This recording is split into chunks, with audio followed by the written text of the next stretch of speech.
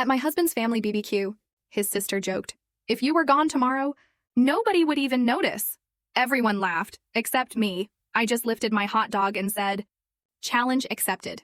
That night, I packed up, left, and cut all contact. A year later, they're the ones who've been forgotten. You know, sometimes one casual, cutting remark can change the entire trajectory of your life.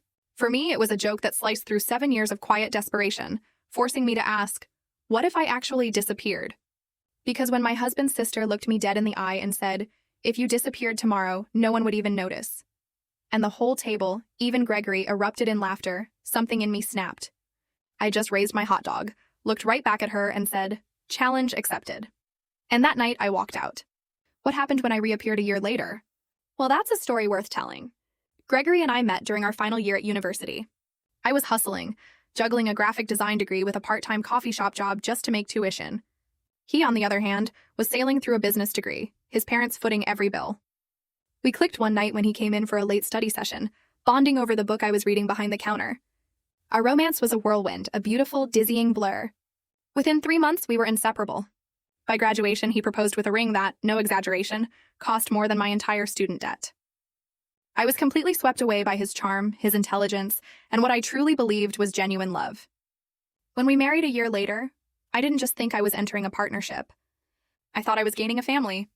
The Caldwells were everything my own family wasn't. Affluent, well-connected, and tight-knit in their own particular, almost impenetrable way. Richard, Gregory's father, was a self-made marketing titan. Patricia, his mother, managed their elaborate social calendar like a general, while juggling 3 charity boards. Amanda, his sister, was already a junior executive in her father's firm by 27. And Michael, the younger brother, was the family rebel who still somehow managed to land a cushy job at his uncle's investment firm. My background, though? It was a world apart. I was raised by a single mom who worked 2 jobs, teaching me the value of every dollar and the sheer dignity of hard work. My sister, Olivia, and I shared a bedroom right up until I left for college. Holidays meant homemade gifts and potluck dinners with our neighbors, filled with warmth and genuine connection.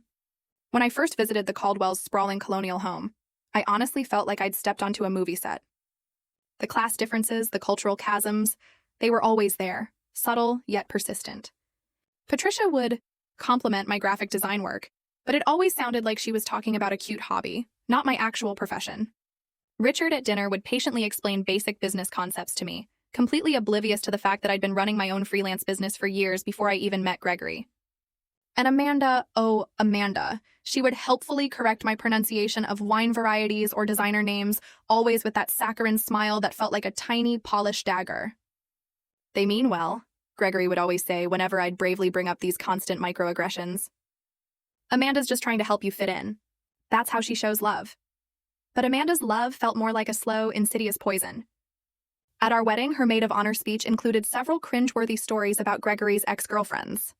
When we announced we were buying our first home, she questioned if the neighborhood was really the right fit for a Caldwell. When I finally landed a major new client, she wondered aloud if they'd only hired me because of Gregory's family connections. Despite all of it, God, how I tried. I volunteered for Patricia's charity events, hoping to prove my worth. I referred clients to Richard's firm, thinking it would show loyalty. I remembered everyone's birthdays with thoughtful, personalized gifts. I forced myself to laugh at their inside jokes even when they stung, even when they were clearly at someone else's expense. I started dressing differently for family gatherings, trying to adopt their casual elegance aesthetic. I even tried to learn their particular vernacular, swallowing my working-class pride when conversations inevitably turned to vacation homes and boarding schools. For the first few years, I fiercely maintained my freelance design business, slowly building a modest client list and gaining some recognition in local circles. It was my anchor. Then, Gregory received an opportunity to expand his division at work, an opportunity that would require him to travel extensively, constantly. Without a single discussion, it was simply assumed. I would scale back my career to manage our home life. My business dwindled to a few loyal clients as I became increasingly isolated. My world narrowed, suffocatingly, to Gregory's intermittent presence and his family's perpetually judgmental orbit. I was becoming a diminished version of myself, slowly fading. Last spring, the fragile hope I clung to shattered when I miscarried at 11 weeks. The physical pain was excruciating, but the emotional aftermath, the emptiness, was so much worse. Gregory was in Chicago for a conference. He offered to come home, but honestly, he seemed relieved when I told him I could manage alone. Patricia sent flowers with a note that read, Perhaps it's for the best until you're more settled. And Amanda, in her infinite wisdom, suggested that stress from trying to maintain your little business might have been a factor. It was like a punch to the gut. Only my sister Olivia came to stay with me for a week, bringing homemade soup and sitting with me through tear-soaked nights. The stark contrast between her genuine, unconditional care and my in-laws' cold, clinical distance cracked something fundamental inside me. But I buried it deep, another disappointment to swallow in service of maintaining that ever-elusive family harmony. By the time the annual Caldwell Summer Barbecue rolled around, I was a ghost of my former self. My design work had become mechanical, soulless. My friendships had atrophied, withered away from neglect. My marriage felt increasingly like a performance, a role I was playing. Still, I clung to a fragile, almost pathetic hope that things could improve, that I could somehow finally earn genuine acceptance from the family I had married into 7 long years ago. The Caldwell Summer Barbecue was a neighborhood institution, a sprawling spectacle. Patricia spent weeks planning the menu, every detail precisely orchestrated. Richard showcased his ever-expanding collection of grilling gadgets. Dozens of family, friends, and business associates milled about their perfectly manicured lawn. It was an event where family status was openly displayed and reinforced, where loyalties were confirmed, and where outsiders were clearly, unmistakably identified. And despite my 7 years of marriage to Gregory, I remained firmly in the outsider category. The morning of the barbecue, I spent 3 hours making my grandmother's strawberry shortcake, the one dessert that had, in previous years, actually received genuine compliments from the Caldwells. Gregory was busy on calls, finalizing details for his upcoming business trip to Tokyo, completely engrossed in his own world. When it was time to leave, he rushed me out the door, more concerned about being fashionably late versus simply late. Remember, Dad's unveiling his new imported smoker today, he reminded me as we drove. Try to act impressed even if you don't get why it's a big deal. I just nodded, clutching my dessert carrier on my lap. My sundress, bought specifically to match Patricia's preferred casual elegance dress code, already felt tight across my shoulders, a physical manifestation of the anxiety that was coiling in my stomach. The Caldwell home, as always, bustled with activity when we arrived. Caterers deftly weaved through groups of guests, delivering appetizers. Richard stood centered on the patio, surrounded by admiring friends as he demonstrated his new smoker. Patricia floated from cluster to cluster, her laugh tinkling like expensive crystal. Finally, Amanda called out, spotting us as we entered through the side gate. She air-kissed Gregory, then gave me a quick, dismissive once-over. "Vanessa, that dress is so cheerful," she drawled, a thinly veiled insult. "The kitchen's getting crowded, but I'm sure you can find somewhere to put your contribution." Then, she swept Gregory away before I could even respond, linking her arm through his and launching into a story about running into his college roommate. I stood alone, strawberry shortcake in hand, scanning the backyard for a single friendly face, a single moment of connection. I made my way to the kitchen, where Patricia was directing the catering staff with military precision. "Oh, Vanessa, dear," she said, noticing me hovering in the doorway. "You didn't need to bring anything. We have the patisserie handling desserts." She gestured vaguely toward the pantry. But how thoughtful. Perhaps put it there for now. I placed my lovingly made shortcake on a shelf already crowded with other contributions from guests clearly deemed not worthy of display. As I exited the kitchen, I overheard Patricia instructing a server to make room for Amanda's authentic tiramisu at the very center of the dessert table. The message was clear. The next 2 hours passed in a blur of polite smiles and truncated conversations. I'd start chatting with one of Gregory's cousins, only to have them pulled away by Patricia to meet someone important. I offered to help set up the buffet line, but was told the caterers had a system. I even tried joining a conversation about recent films, but couldn't get a word in edgewise, my opinions completely ignored. Meanwhile, Michael's wife, Charlotte, received entirely different treatment, despite having been married into the family for only 2 years. Patricia proudly introduced her to everyone as our Charlotte, the pediatric surgeon. Amanda included her in reminiscences about family vacations she couldn't possibly have attended. Even Richard, who rarely engaged with in-laws, asked detailed, respectful questions about her work. The contrast wasn't lost on me, nor was the irony that Charlotte looked as uncomfortable with the sudden influx of attention as I was with the stark lack of it. When lunchtime arrived, Gregory finally reappeared at my side, having spent the entire morning deep in conversation with his father's business associates. "Having fun?" he asked, not waiting for an answer before guiding me toward the elaborate buffet line. We filled our plates and joined the main table on the patio. I ended up seated between Gregory's elderly uncle, Frank, who was hard of hearing, and a space left pointedly open for Amanda, who was still serving herself. Gregory sat across from me, already engrossed in conversation with Richard about Japanese business etiquette. Amanda finally arrived, setting her meticulously arranged plate down and instantly commanding attention with an anecdote about a celebrity she'd spotted at her gym. Charlotte asked appropriate questions. Patricia beamed with pride. Even Frank shifted in his seat, leaning forward to hear her better. During a brief lull, I saw my opportunity. I just finished a branding project for that new bakery downtown, I offered, trying to inject some of my own life into the conversation. They're having their grand opening next weekend. Amanda's eyes narrowed slightly. How nice! Is that the place with the tacky neon sign? I drove past it yesterday. The signage is actually vintage-inspired, I explained, my voice tight. The owners wanted to honor the building's history as one of the first. If you disappeared tomorrow, Amanda interrupted, cutting me off with a theatrical sigh, no one would even notice. That's how boring this conversation is.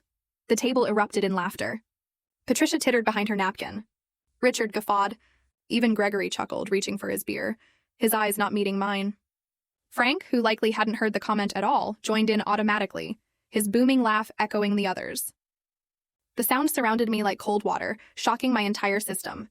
I felt simultaneously hypervisible and completely invisible. My face burned, a furious crimson, but my hands turned ice cold, trembling slightly beneath the table. In that excruciating moment, 7 years of accumulated slights, of being ignored, dismissed, and diminished, crystallized into perfect, agonizing clarity. I didn't cry. I didn't storm off.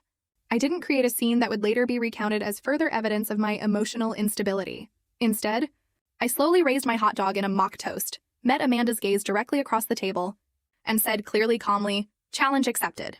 A brief, confused silence fell over the table. Amanda's smile faltered just for a second. Gregory looked between us, sensing something fundamental had shifted, but utterly unable to identify what. Then Patricia, ever the social arbiter, chirped, "Who's ready for Richard to carve the brisket?" And the moment, the terrifying, exhilarating moment, passed. For the remainder of the afternoon, I observed rather than participated. I watched how easily they all moved through their world of assumed privilege and unquestioning belonging. I noted how Gregory seamlessly blended with his family, occasionally throwing me an absent, automatic smile that didn't reach his eyes. I cataloged every slight, every exclusion, every moment I was spoken over or around. Most importantly, I listened to the quiet, insistent voice inside me that had been whispering for years. A voice that was now finally, undeniably loud enough to hear. You deserve better than this. By the time we gathered our things to leave, my decision was made. The only question remaining was how to implement it. The drive home from the barbecue stretched in an unbroken, suffocating silence. Gregory checked emails on his phone, occasionally reading aloud snippets about his Tokyo trip, completely oblivious to the earthquake that had just occurred in our lives. I stared out the window, mental calculations already running beneath my outward calm. When we reached our driveway, he finally seemed to notice my unusual quiet. "Everything okay?" he asked, his voice laced with mild annoyance. "You've been off since lunch." I considered my words carefully. Amanda's joke about me disappearing. "Did you think that was funny?" Gregory sighed, unbuckling his seatbelt, already closing off the conversation. "Don't start with this again. Amanda was just being Amanda.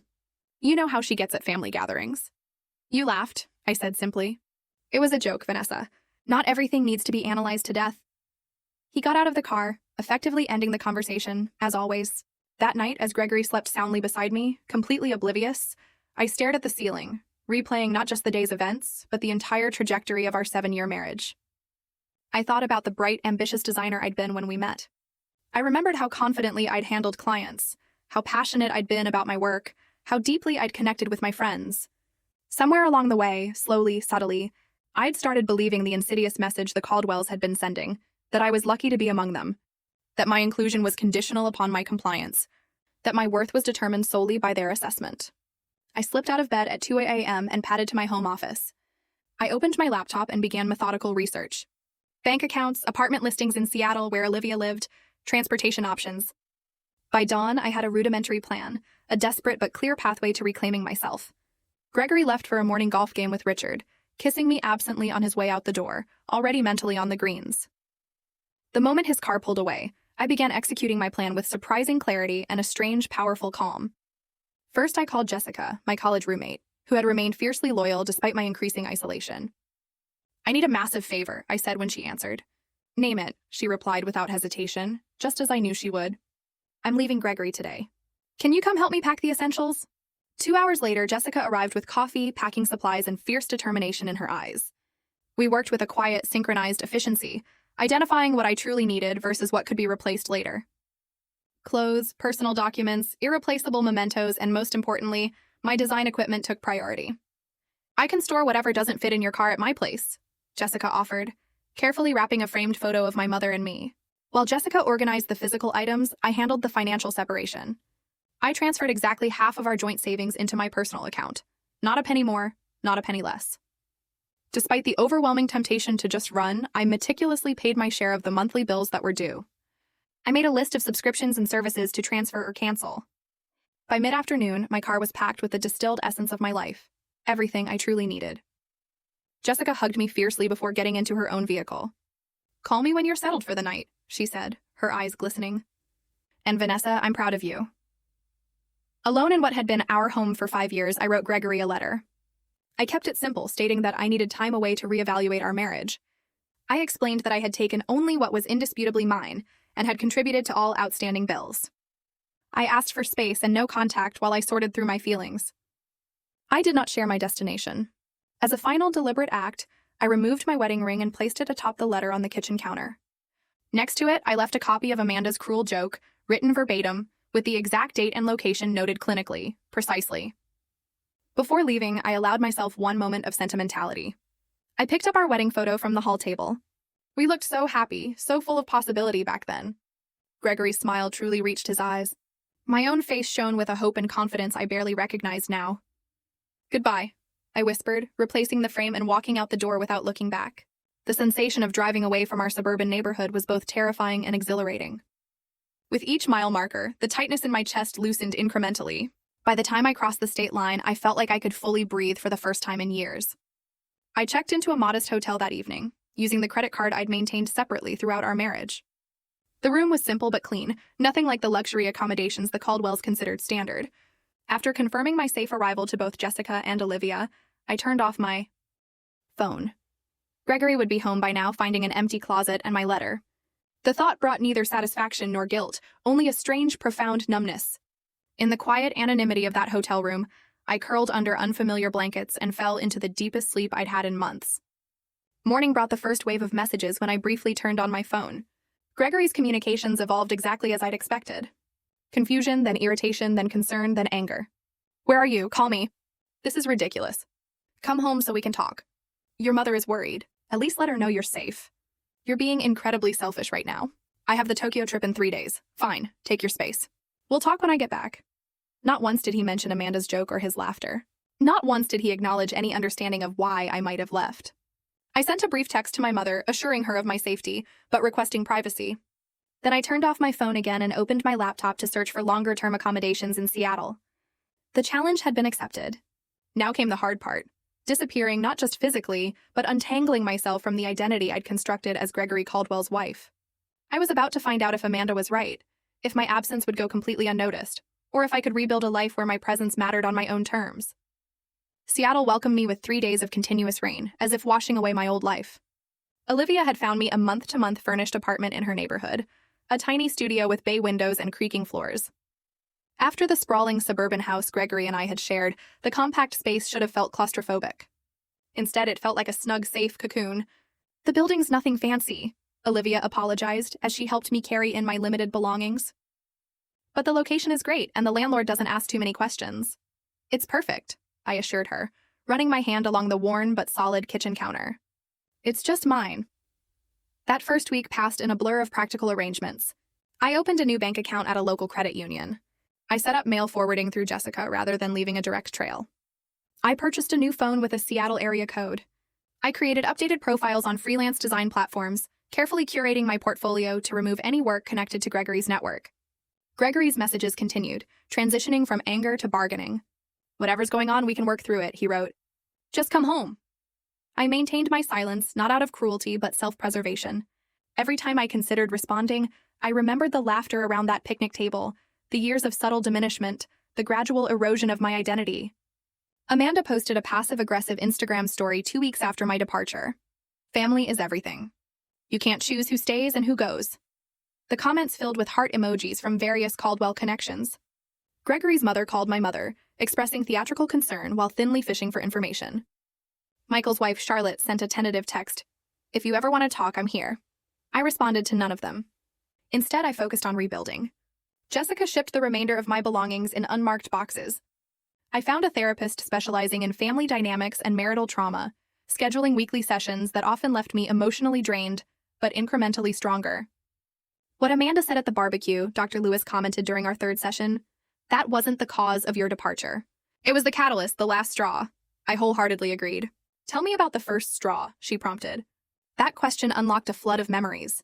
Subtle digs disguised as helpful advice, achievements minimized, opinions dismissed, all while Gregory stood by, not malicious, but utterly complicit in his silence. By month 2, I had secured 3 steady design clients through online platforms. The work wasn't particularly creative, mostly formatting ebooks and designing social media templates, but it paid the bills. More importantly, each completed project rebuilt my professional confidence, piece by piece. One rainy Tuesday, I walked into a local coffee shop and noticed a striking wall mural. The barista saw me admiring it. Beautiful, right? The owner commissioned it from a local artist, she explained while preparing my latte. She's looking for someone to redesign our menu boards and promotional materials. An hour later, I was sitting with Eleanor Marshall. The 50-something owner with silver-streaked hair and a straightforward manner I found immediately refreshing. I don't care about your resume, she said, waving away the portfolio I'd pulled up on my tablet. Show me your personal work, the stuff you do because you can't not do it. I hesitated, then navigated to a folder I'd barely opened in years. These were designs I'd created for myself. Experimental, sometimes impractical, but authentically, unapologetically mine. Eleanor studied them in silence, occasionally zooming in on details. You've been hiding, she finally said, looking up with sharp blue eyes. These are good. Really good. But recent? No, I admitted. I haven't done work like this in years. Why not? The question was simple, but it struck like a physical blow. I found myself telling Eleanor an abbreviated version of my story, the creative passion I'd once had, the gradual sublimation of my style to suit the Caldwell aesthetic, the slow surrender of my artistic voice. Eleanor listened without interruption, then nodded once. You're hired for the menu project, but on one condition. What's that? You do one personal piece, something purely your own, every week. Bring it when we meet. I don't care if it's good or finished. I care that you're finding your voice again. Eleanor became more than a client. She became a mentor, pushing me to reclaim my creative courage with blunt feedback and unexpected encouragement. Through her, I connected with other local business owners needing design work. My calendar slowly filled with projects that engaged rather than depleted me. Meanwhile, Gregory's attempts at contact became less frequent. The divorce papers I filed through my lawyer were met with a barrage of calls that I didn't answer. Eventually, his attorney connected with mine. The proceedings moved forward with clinical efficiency, Gregory's initial resistance giving way to resignation. 4 months into my new life, I allowed myself to check social media. Gregory's profile showed him at a company event, smiling beside a woman I didn't recognize. Richard had posted about the Tokyo expansion, tagging Gregory with proud father emojis. Amanda shared multiple photos from a family dinner, captioned, "Missing no one." The confirmation stung less than I expected. Amanda had been right after all. My disappearance had barely caused a ripple in the Caldwell family pond. Somehow this validation brought not pain but liberation. I was no longer defined by their perceptions, by their approval or disapproval. 6 months to the day after leaving, I received the finalized divorce papers. Gregory had signed without contesting the straightforward division of assets.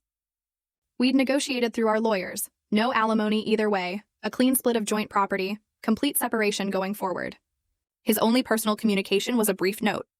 I still don't understand, but I won't fight you anymore. That evening, I stood in front of my bathroom mirror and cut my hair, shedding the long style Gregory had always preferred for a modern bob that framed my face. The woman who stared back seemed both familiar and new. Thinner, perhaps, with faint lines around her eyes, but with a clarity of gaze, a quiet fire, I hadn't seen in years. By month 8, my design business had expanded enough to require a small workspace outside my apartment. I rented a desk in a cooperative creative studio, surrounded by other independent artists and entrepreneurs. For the first time since college, I had colleagues who valued my input and challenged my ideas on equal footing. When the anniversary of my departure approached, I no longer needed to check social media to know what the Caldwells were doing. They had receded from my daily thoughts, becoming characters in a story I'd lived through rather than active presences in my life.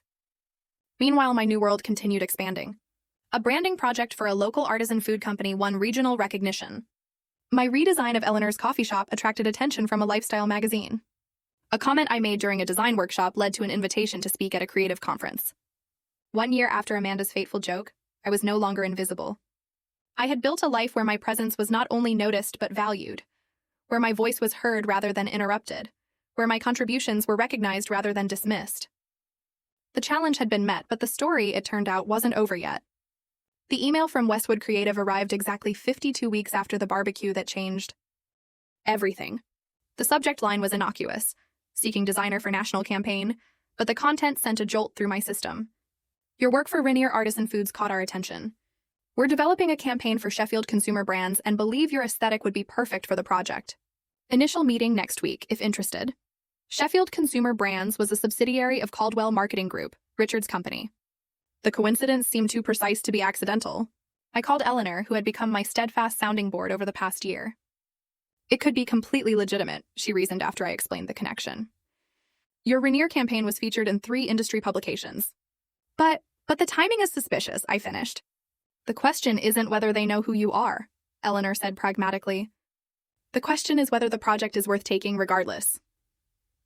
I requested more information from Westwood. The project was substantial. Redesigning packaging for Sheffield's entire organic line, with a potential long-term contract for ongoing brand management. The budget they proposed was double anything I'd handled since establishing my Seattle business. After 3 days of deliberation, I accepted the initial meeting. If this was a Caldwell orchestration, I wanted to face it directly, rather than wonder. And if it was legitimate, I didn't want fear of my past to constrain my future. The Westwood creative director, Thomas, made no indication he knew about my history with the Caldwells. During our first meeting, we discussed design concepts, timeline, expectations, and budget particulars with straightforward professionalism. When I asked about client involvement, he mentioned only that Sheffield executives would review major milestones. I accepted the project, establishing clear boundaries about communication channels and approval processes. For 3 weeks, everything proceeded normally. My preliminary designs received positive feedback. The timeline remained on track. No Caldwell names appeared on any correspondence. Then came the announcement. Sheffield Consumer Brands would be featured at the annual Marketing Innovation Gala, unveiling their rebranded organic line as part of the presentation. As the lead designer, my attendance was highly encouraged. The gala was a major industry event, precisely the type of opportunity my rebuilding career needed. It was also exactly the sort of function the Caldwells never missed. Richard considered these networking evenings essential to maintaining the family's business prominence. Gregory had always dutifully followed his lead. You have 3 options, my therapist observed during our session that week. Decline to attend and potentially limit your professional growth. Attend and attempt to avoid the Caldwells, which may prove stressful and ultimately futile. Or attend and prepare to engage with them on your terms. What would you do? I asked. Dr. Lewis smiled slightly. I'm more interested in what Vanessa today would do, as opposed to Vanessa from a year ago. The question lingered as I left her office. Last year's Vanessa would have either declined the event entirely or attended as Gregory's apprehensive shadow, dreading Amanda's barbed comments and Patricia's conditional approval. But I wasn't that person anymore. The following morning, I emailed Thomas confirming my attendance. Then I made an appointment with a personal stylist recommended by Olivia and set aside a portion of the Sheffield advance payment for an outfit that would serve as both armor and announcement.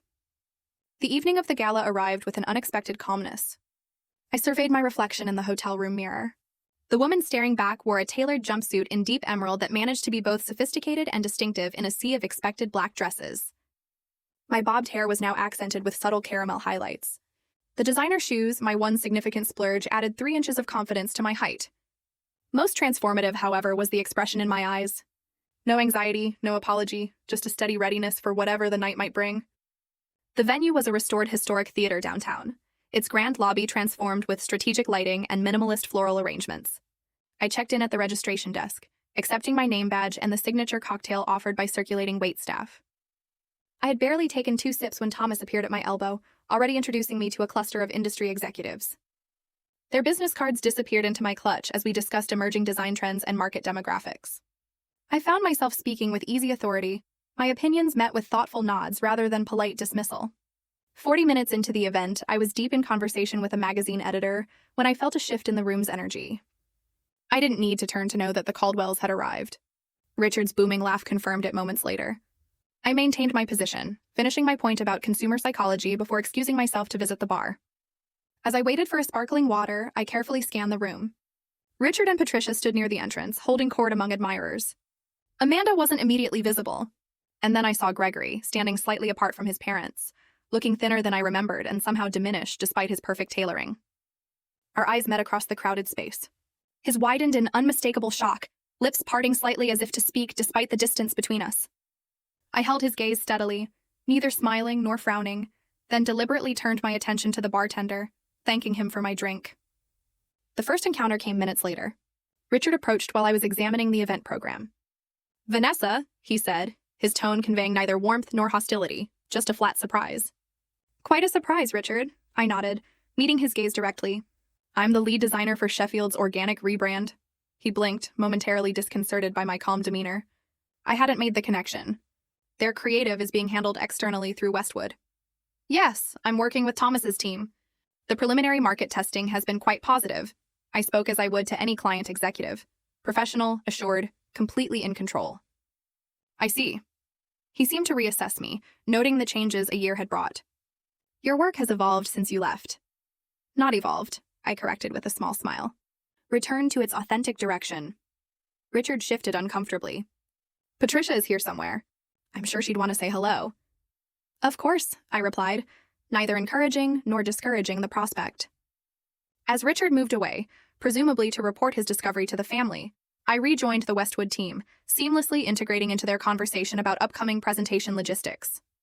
From the corner of my eye, I could see the ripple effect as Richard spoke to Patricia, whose perfectly maintained composure slipped momentarily as she sought me in the crowd. The Sheffield presentation was scheduled for the middle of the evening. As the time approached, Thomas guided me toward the staging area.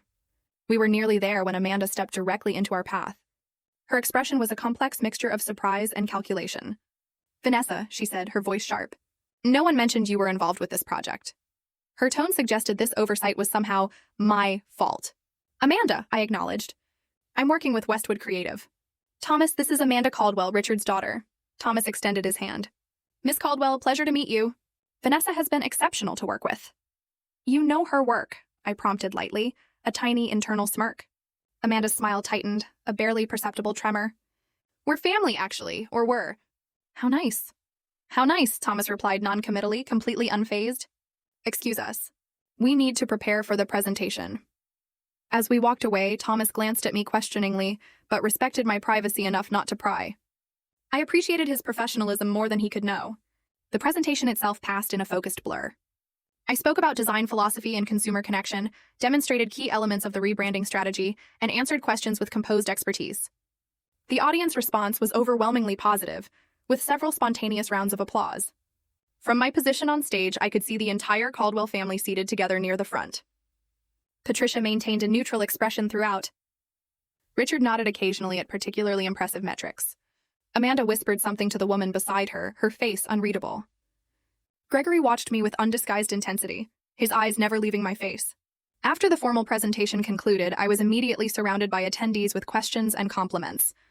Business cards were exchanged, potential opportunities mentioned, connections established. This professional validation, earned entirely through my own merit, felt like the sweetest possible vindication. Eventually, the crowd thinned as people moved toward the dinner portion of the evening.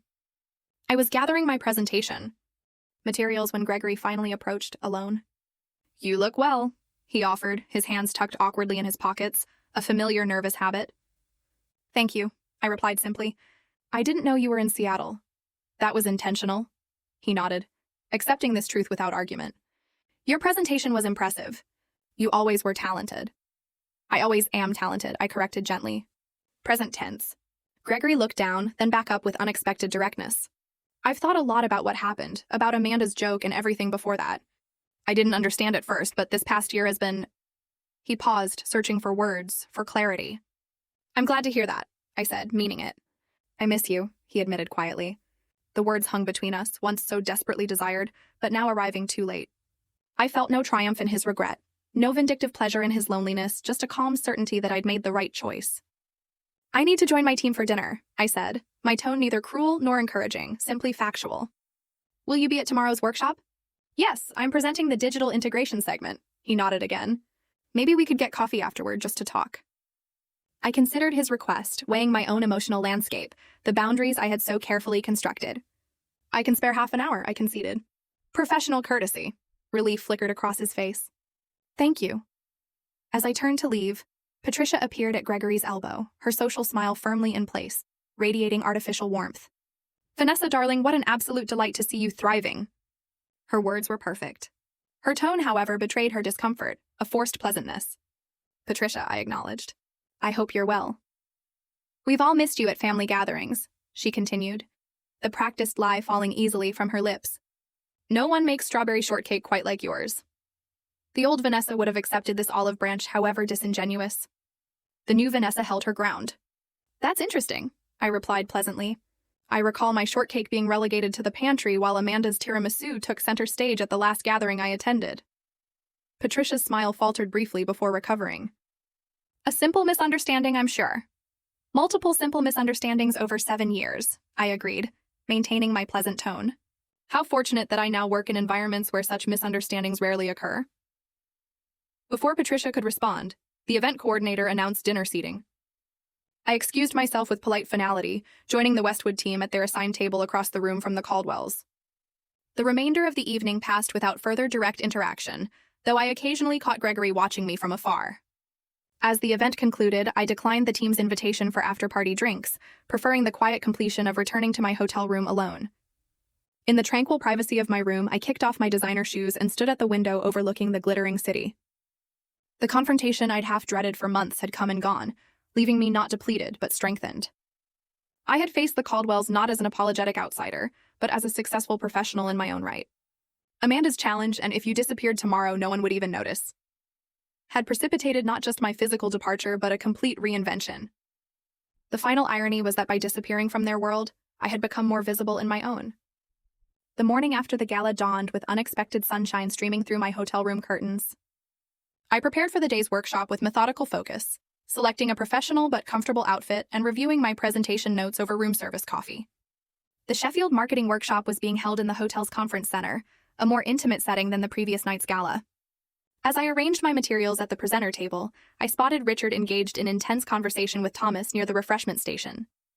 Their discussion appeared businesslike but not tense. Occasionally, Richard would nod or gesture toward the product displays.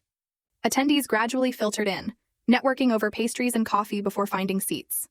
I was reviewing my slide deck one final time when Amanda entered, scanning the room with calculated casualness until her gaze landed on me. After a moment's hesitation, she approached, coffee cup clutched perhaps too tightly. "Good morning," she offered, her tone carefully neutral. "Thomas speaks very highly of your work." "Thomas is an excellent creative director," I replied. "The entire Westwood team has been exceptional." Amanda shifted her weight slightly. "I didn't realize you'd established yourself in Seattle. Your presentation last night was impressive." Coming from Amanda, this reluctant acknowledgement was practically effusive praise. I thanked her with simple courtesy, neither overreacting to the compliment nor dismissing it. "Father is considering bringing the entire Sheffield account in-house after this campaign," she continued, watching me closely. "He's been impressed with the direction." I understood the subtext immediately. If Sheffield became a direct Caldwell marketing client, my work would either disappear or be attributed to their in-house team. The old insecurity flickered briefly before I extinguished it. "That would be Richard's prerogative as Sheffield's parent company," I said evenly. "However, Westwood has contractual provisions regarding creative attribution that are quite specific. Thomas is particularly careful about protecting his designer's work." Amanda's expression tightened almost imperceptibly. Before she could respond, the workshop facilitator called for everyone to take their seats. Our conversation ended with mutual professional nods, a far cry from our last interaction over hot dogs and cruel jokes. The morning sessions proceeded efficiently, with presentations on market analysis and consumer demographics. My segment on digital integration strategies was scheduled just before the lunch break. As I took the podium, I noticed Gregory slipping into the back of the room, clearly having timed his arrival for my presentation. I delivered my content with confident expertise, demonstrating how the packaging designs incorporated augmented reality features and seamlessly connected to the broader digital ecosystem. The question period afterward was lively, with engaged participants and thoughtful discussion. When Richard himself asked about implementation timelines, I answered with specific benchmarks already agreed upon with the Sheffield team. As attendees broke for lunch, Gregory made his way toward me, but was intercepted by a Sheffield executive with urgent questions. I used the opportunity to step outside for fresh air, needing a moment away from the Caldwell gravitational pull. The hotel's courtyard garden provided a quiet respite. I had just settled on a bench when Patricia appeared on the pathway, her expression suggesting our meeting wasn't accidental. You've always had excellent timing for escapes, she observed, smoothing her skirt as she sat beside me, uninvited. I prefer to call it recognizing when I need space, I replied. Patricia studied me with new attention. You've changed. I've reverted, I corrected, to the person I was before I started trying to fit into spaces that weren't designed for me. She sighed lightly. Families are complicated, Vanessa, especially established ones like ours. There are expectations, traditions, ways things have always been done. I'm aware, I said. I spent 7 years observing those traditions. 7 years trying to meet those expectations. Perhaps we weren't always as welcoming as we could have been, Patricia conceded. It was the closest thing to an apology I'd ever heard from her. But disappearing without a word was rather dramatic, don't you think? I turned to face her directly. I left a detailed letter for Gregory. I ensured all financial obligations were properly handled. I made a clear, adult decision to remove myself from a situation that had become harmful to my well-being. There was nothing dramatic about it. Gregory was devastated, she countered, her voice hardening. Gregory was inconvenienced, I corrected gently. There's a difference. Patricia's perfectly maintained facade cracked slightly. You have no idea what this past year has been like for him, for all of us. You're right, I acknowledged, just as you have no idea what the previous 7 years were like for me.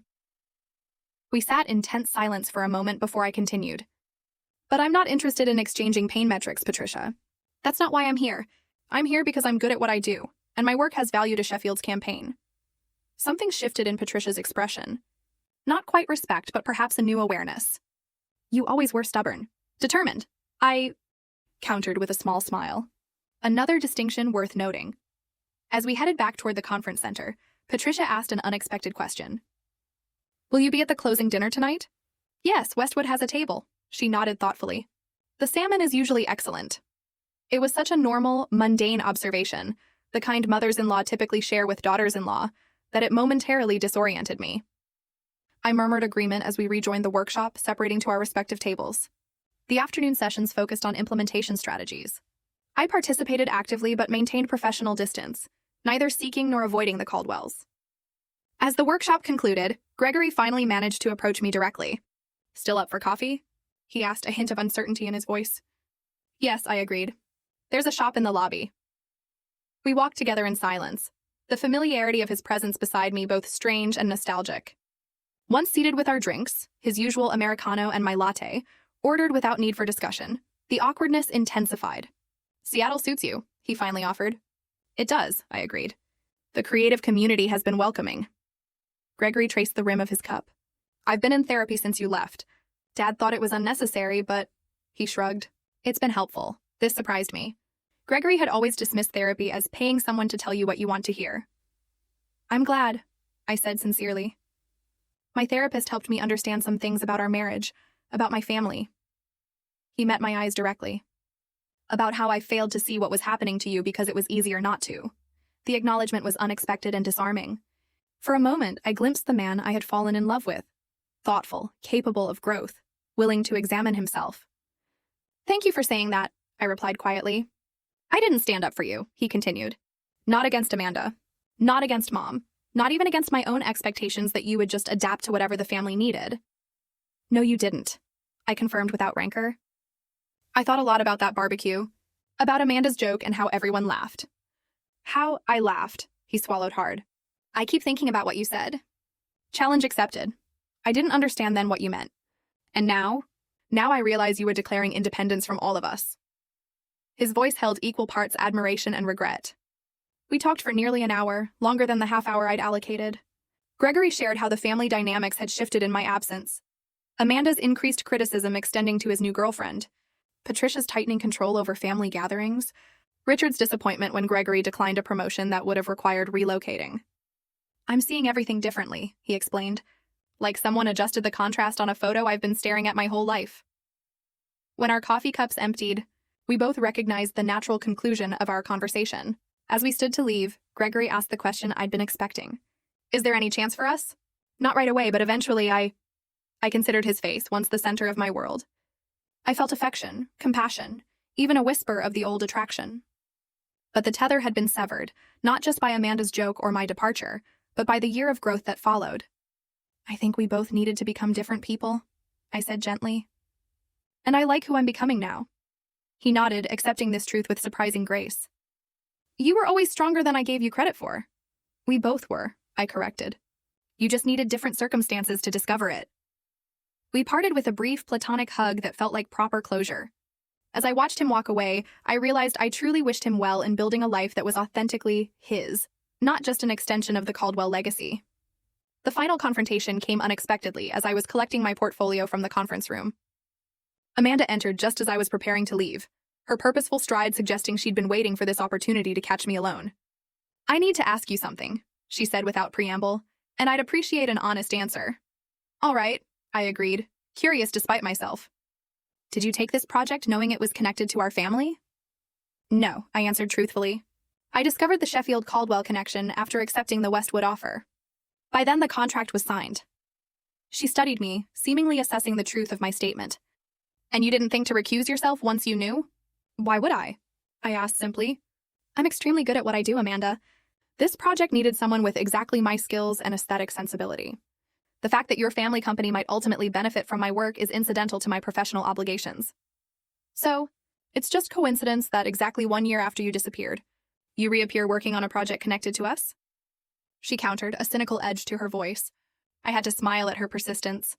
Life rarely arranges itself with such perfect symmetry. But yes, essentially, I don't believe in coincidences that convenient, she countered. What would be the alternative explanation? I asked, raising an eyebrow. That I orchestrated an elaborate year-long plan, building an entirely new career in another city, establishing relationships with agencies unconnected to your family, all culminating in this specific project? That would be giving you far more space in my thoughts than has actually been the case.